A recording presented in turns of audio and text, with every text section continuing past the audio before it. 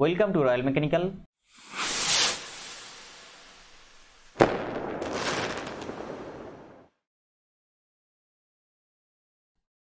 Welcome to royal mechanical. IOCL का तरफ से जो रिक्रूटमेंट निकल के आया आईटीआई स्टूडेंट के लिए टेक्निकल अटेंडेंट पोस्ट पर और डिप्लोमा स्टूडेंट के लिए इंजीनियरिंग असिस्टेंट पोस्ट पर ऑल इंडिया बीसीएस जॉब। आज डिस्कस करेंगे most important previous year question of electrical part 3 लेके। देखिए ऑलरेडी मैं basic electrical part 1 part 2 upload कर दिया मेरा चैनल पे। Diesel mechanic part 1 part 2 upload कर दिया हूँ। Power transmission part 1 part 2 upload कर दिया हूँ। बाकी जो चैप्टर है ये धीरे धीरे मैं अपलोड कर दूंगा, आप देख सकते हैं डायरेक्ट लिंक से, या तो आई बटन में दिया रहेगा वहाँ से भी देख सकते हैं। और जिनको ये क्वेश्चन पीडीएफ फॉर्म में चाहिए कमेंट कीजिए और टेलीग्राम चैनल का जो लिंक है लिंक में जुड़ जाइए, वहाँ से आपको ये फ्री में ये पीडीएफ मिल जाएगा। चलिए शुरू करते हैं। Question number 1, a natural magnet is called, a natural magnet is called, answer lodestone. ये नेचुरल मैग्नेट को, ये नेचुरल जो मैग्नेट है इसको क्या बोला जाता है? इसको बोला जाता है lodestone. Next question, externally the magnetic lines of force travels. पूछा गया है externally magnetic lines of force जो वो ट्रैवल करता है कहां से कहां तक? Answer north to south. Answer हो जाएगा north to south. Question number 3, the magnetism that remains in magnetic material after the withdrawal of magnetising force is called, answer residual magnetism. Answer हो जाएगा आपका रेसिडुअल मैग्नेटिज्म। इसमें पूछा गया है, देखिए the magnetism that remains in a magnetic material, जो magnetism magnetic material में है after withdrawal of magnetising force, withdrawal करने के बाद मैग्नेटाइजिंग फोर्स जो है उसको विड्रॉल करने के बाद जो रहता है उसको क्या बोला जाता है? आंसर हो जाएगा रेसिडुअल मैग्नेटिज्म। आंसर क्या हो जाएगा? Residual magnetism. Question number 4, permeance is analogous to, analogous मतलब similar, permeance is analogous to, answer हो जाएगा आपका कंडक्टेंस। आंसर क्या हो जाएगा? And conductance. Next, the permeability of a magnetic material depends on, पूछा गया permeability of magnetic material, magnetic material का जो परमिएबिलिटी है वो किसके ऊपर डिपेंड करता है? Depends on, answer types of material. क्या हो जाएगा? Types of material. Next question, in order to induce more magnetic flux a magnetic circuit should have minimum, in order to induce, अगर इंड्यूस करना है more magnetic flux a magnetic circuit should have, magnetic flux में क्या होना चाहिए? Should have minimum reluctance. Answer हो जाएगा minimum reluctance. Next, which rule is used to determine the direction of magnetic field, कौन सा रूल जो है जिसको यूज किया जाता है डायरेक्शन ऑफ मैग्नेटिक फील्ड, क्या डायरेक्शन ऑफ मैग्नेटिक फील्ड को डिटरमाइन करने के लिए यूज किया जाता है? कौन सा? Right hand grip rule. Most important question, question number 7, right hand grip rule जो है वो आपका आंसर हो जाएगा। Next, how many law are there in Faraday's law of electromagnetic induction, how many law, कितना, पूछा गया कितना लॉ है Faraday's law of electromagnetic induction में, कितना लॉ है? आंसर 2, 2 लॉ है। Next, when the distance between the turns of wire in a magnetic coil is increased then the inductance of the coil will be, पूछा गया when the distance between the turn of wire in a magnetic coil, magnetic coil में जो turn होता है, wire का turn होता है, वो टर्न जो है distance between the magnetic coil is increased, अगर इंक्रीज्ड हो जाएगा then the inductance of the coil will be, then inductance क्या हो जाएगा? आंसर डिक्रीज हो जाएगा। अगर डिस्टेंस इंक्रीज करेगा तो उसमें आपका इंडक्टेंस डिक्रीज हो जाएगा। Next, which material have heavier retentivity of magnetism, question number 10, which material have heavier retentivity of magnetism, कौन सा, पूछा गया कौन सा मटेरियल है जिसका हेवियर रिटेंटिविटी ऑफ मैग्नेटिज्म, जो रिटेंटिविटी है मैग्नेटिज्म का वो हेवियर है, कौन सा? कौन सा मटेरियल? आंसर हो जाएगा आपका एल निको। आंसर क्या हो जाएगा? आंसर हो जाएगा आपका alnico. Question number 11, a substance that has low retentively can be used for manufacturing of, answer electromagnets. Answer हो जाएगा आपका इलेक्ट्रोमैग्नेट्स। नेक्स्ट, ये जो यूनिट है, जितना यूनिट है आपको याद रखना है, क्योंकि यूनिट से क्वेश्चन आएगा ही आएगा। आपको ये इतना यूनिट है, जितना यूनिट दिया जा रहा है आपको एकदम याद रखना है। देखिए question number 12 most important question. देखिए इसमें पूछा गया था यूनिट ऑफ रिलैक्टेंस। रिलैक्टेंस का यूनिट क्या होता है? Answer ampere turn per weber. Answer हो जाएगा ampere turn per weber. Next question, the resistance in electrical circuit is analogous to magnetic circuit is. पूछा गया the resistance in electrical circuit में जो resistance analogous to magnetic circuit, answer हो जाएगा इसी के हिसाब से आंसर हो जाएगा reluctance. Next question, which magnetic can is the analogous to the electrical term of current.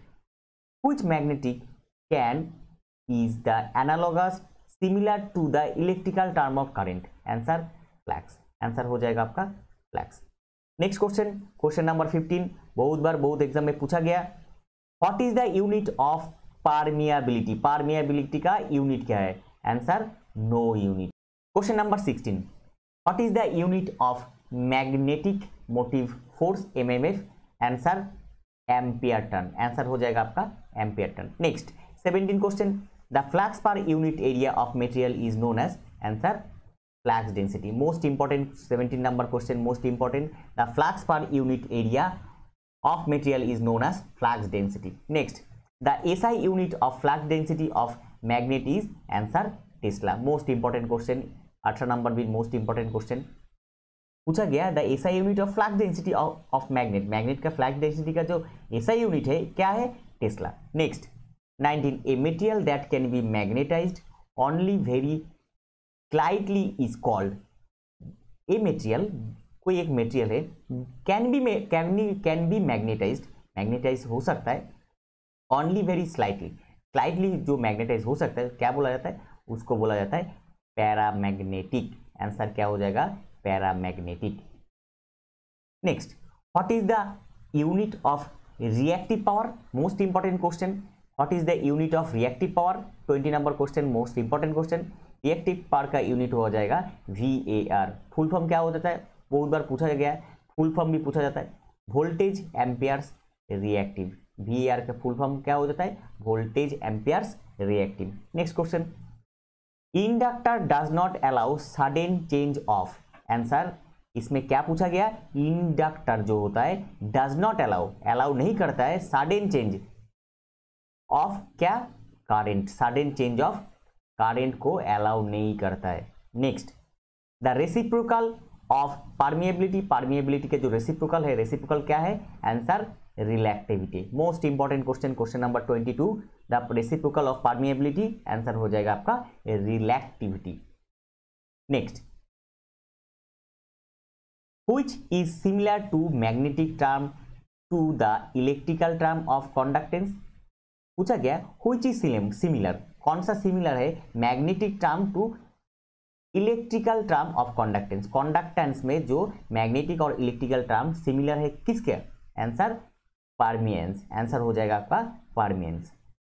Next question 24, what is the properties which enables material to conduct the magnetic lines।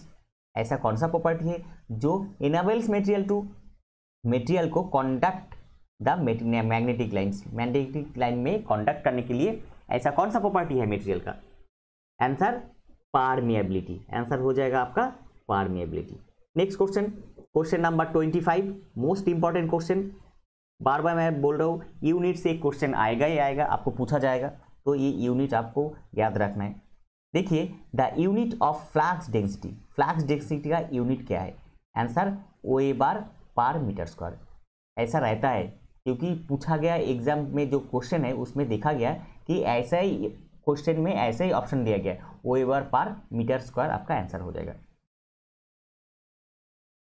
Next question, question number 26, the SI unit of flux density of magnet, the SI unit of flux density of magnet is answer tesla, answer हो जाएगा आपका Tesla.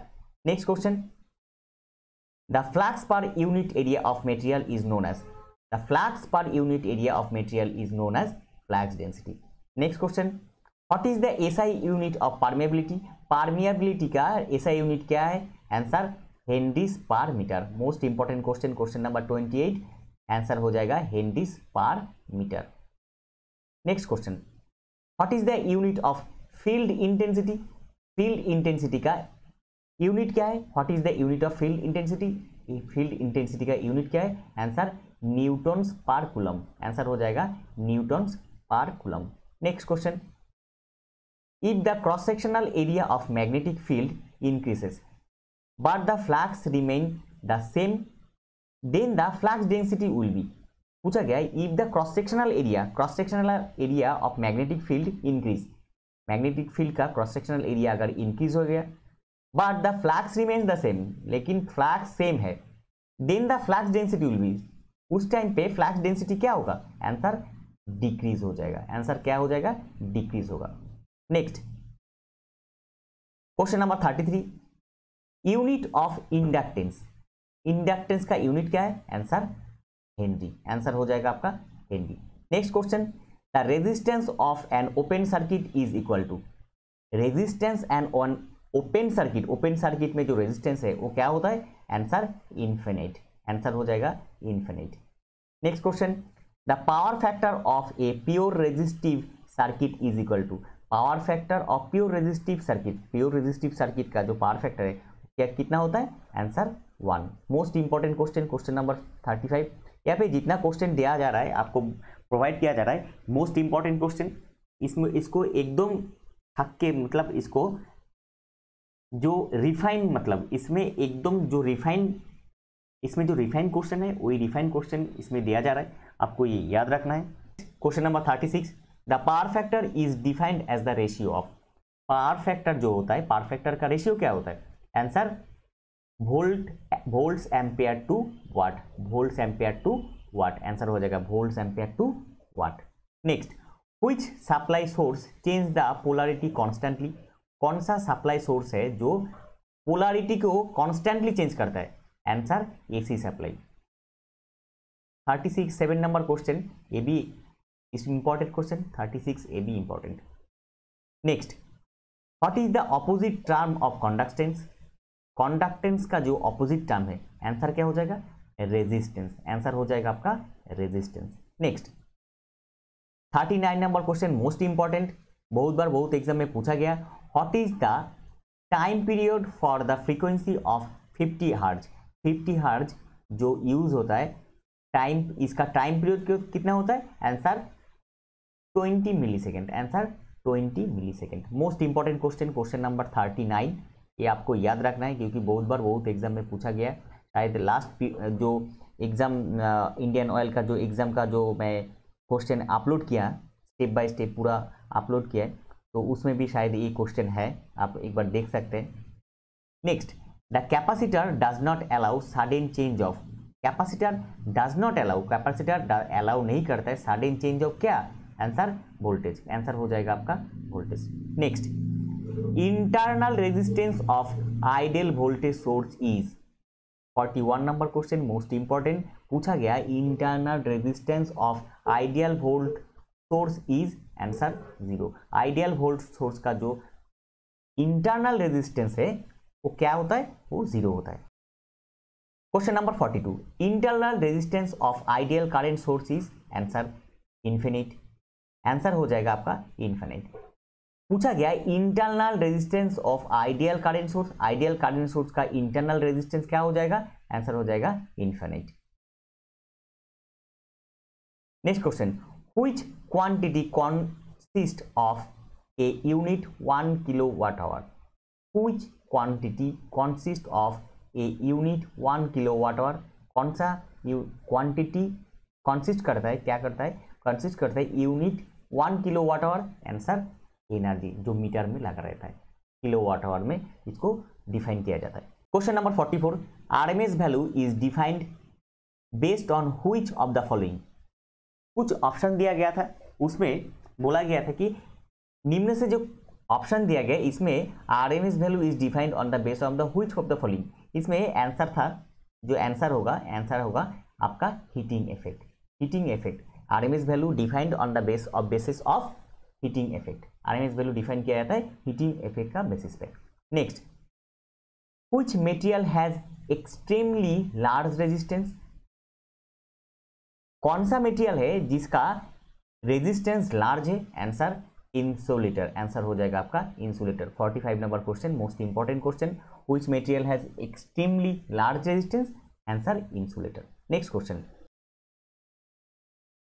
Question number 46, which property is used to oppose the flow of current. ऐसा कौन सा property है जो current को flow होने से रेजिस्ट करता है? Answer resistance. आंसर हो जाएगा आपका resistance. Next question, question number 47, what is called the frequency in AC operation. AC operation में जो फ्रीक्वेंसी है इसको क्या बुलाया जाता है? Answer number of cycle made per second. Number of cycle made per second. Question number 48, what is form factor. Form factor क्या है? Answer RMS value by average value. Answer हो जाएगा RMS value by average value. Next, what is the frequency of domestic power in India. India में जो frequency का, जिस frequency का current use किया जाता है डोमेस्टिक पावर का टाइप में, वो कौन सा है? 50 हर्ट्ज। आंसर हो जाएगा 50 हर्ट्ज। इसका फ्रीक्वेंसी इंडिया में जो डोमेस्टिक पावर के लिए जो फ्रीक्वेंसी यूज किया जाता है इलेक्ट्रिकल पावर का, वो कितना? 50 हर्ट्ज। आंसर हो जाएगा आपका 50 हर्ट्ज।